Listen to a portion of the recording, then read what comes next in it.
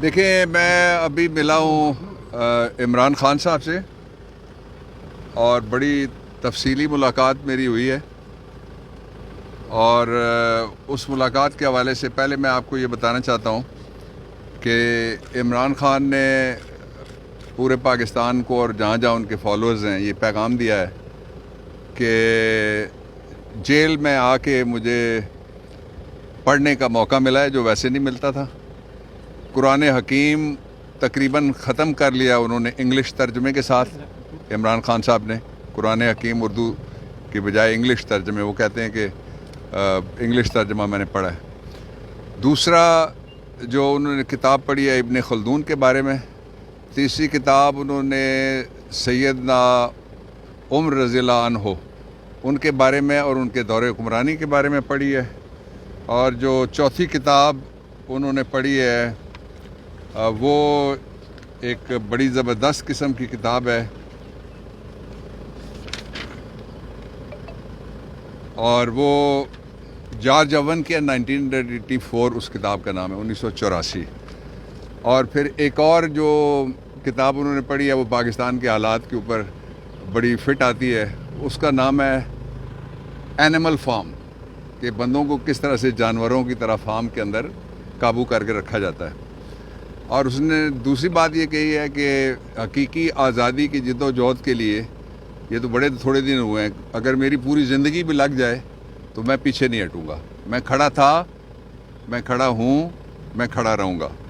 یہ ان کے الفاظ ہیں جو میں نے آپ تک پہنچائے ہیں۔ پھر وہ جس سیل میں تھے اسی سیل میں ہیں، اور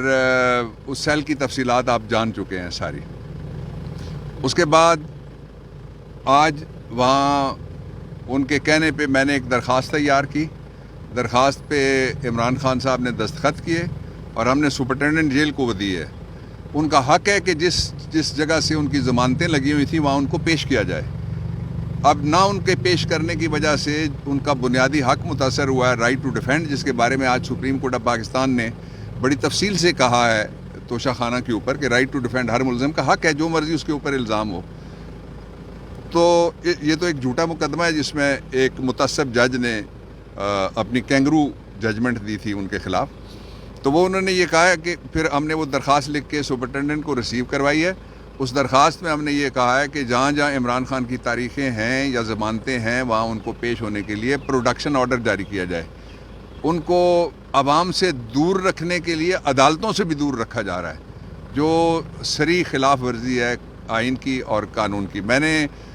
کور کمیٹی کے جو فیصلے ہیں ان کے حوالے سے اور جو پارٹی کے اور لیگل ہماری ٹیم کے جو ساری سٹرگل ہے اس کے بارے میں نے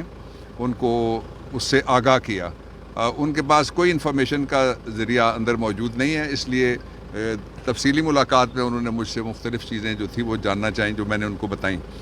اور اس کے ساتھ ہی انہوں نے جو پاکستان کے لوگ ہیں جس طرح سے انہوں نے یوم آزادی پہ اور خاص طور پہ پاکستان تحریک انصاف کے کارکن یوم آزادی پہ جس طرح سے وہ بڑی تعداد میں باہر نکلے ہیں، اس پہ بھی انہوں نے سب کے لیے شاباش کہا ہے۔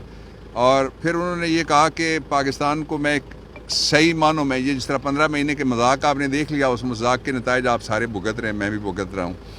جو ایک امپورٹنٹ گورنمنٹ آئی تھی، تو 15 مہینے والی جمہوریت نہیں، اصلی جو جمہوریت جو آئین میں لکھی ہوئی ہے، جو طرز حکمرانی ہے پاکستان کا، اور آئین کے تحت اس جو جمہوریت ہے اس کی بحالی کی جد و جہد ہے، اس کا مطلب وہ کہتے ہیں کہ حقیقی آزادی ہے، جو بالکل درست کہتے ہیں۔